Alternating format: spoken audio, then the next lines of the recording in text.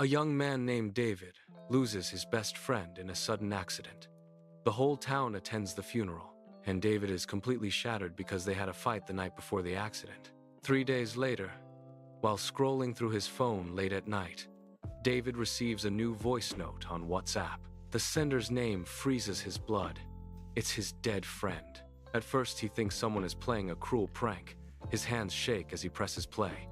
The voice note begins with laughter. Then his friend's voice says, "If you're hearing this, it means I'm already gone." David's heart begins to race. The message continues. His friend explains that he had a strange dream weeks before the accident where he saw his own death. He didn't believe it, but he decided to record a message just in case. But then the voice note takes a darker turn. His friend says, "There's something I didn't tell you. Someone in our circle wanted me dead." David stops breathing. The voice note ends with 3 words: "Trust no one." Suddenly, David realizes something terrifying. The voice note was sent today, but the phone his friend used was buried with him in the coffin. And just as David is trying to process everything, another message arrives. "They're watching you now." David stared at his phone, his hands trembling. The voice note had ended, but the words still echoed in his head. Trust no one. His best friend, Michael, had been buried 3 days ago. David had watched the coffin lowered into the ground himself. He even helped shovel the first dirt. So how was Michael sending him messages? Just as David tried to calm himself, his phone vibrated again. Another message. This time, it was a text. "They're closer than you think." David's heart pounded against his chest. He quickly typed back, "Who is this? Stop playing games." 3 dots appeared, as if someone was typing. Then, another voice note arrived. With shaking fingers, David pressed play. Michael's voice whispered through the speaker, "David, if you're hearing this second message, it means they already know I warned you." David felt a chill crawl down his spine. Outside his apartment, the wind howled against the windows. The voice continued, "My accident wasn't an accident. Someone tampered with my car brakes. I discovered it too late." David's breath caught. Michael kept speaking.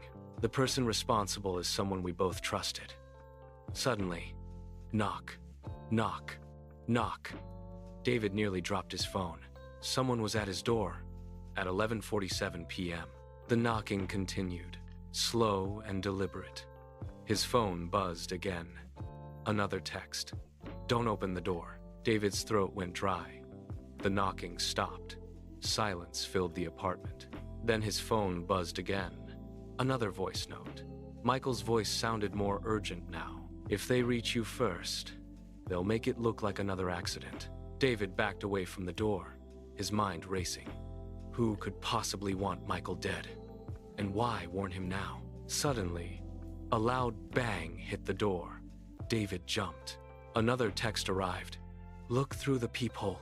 Slowly, carefully." David stepped toward the door. His heart hammered like a drum. He leaned forward and looked.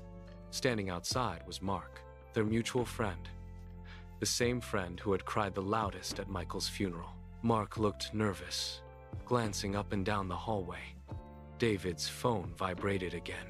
One final message from Michael appeared. "That's him."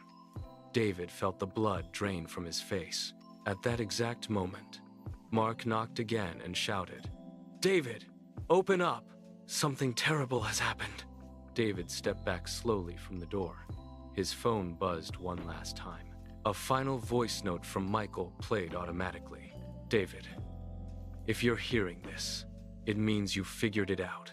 I scheduled these messages to send after my death." David froze.